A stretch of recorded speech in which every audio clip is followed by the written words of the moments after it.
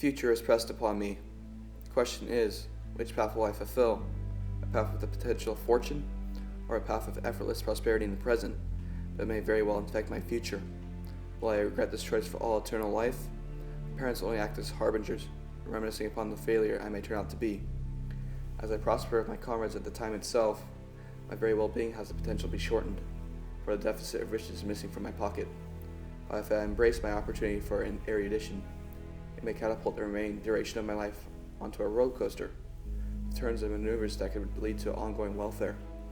The consequences, if I were to undergo the path of limited prosperity, would lead to a life centered upon the survival of my own very well-being, which entails constant labor that is highly frowned upon in society.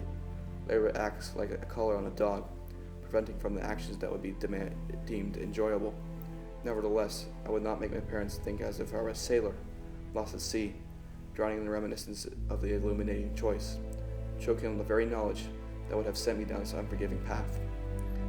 But if I were to undergo the never-ending journey of enlightenment, I'd be removed from my current environment, one that makes me most vulnerable.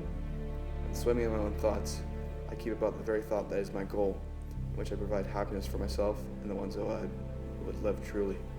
But in the midst of my very dream, the very thought that regulates my pleasure is the thought of losing sight of my characteristics that deems my colleagues recognizable.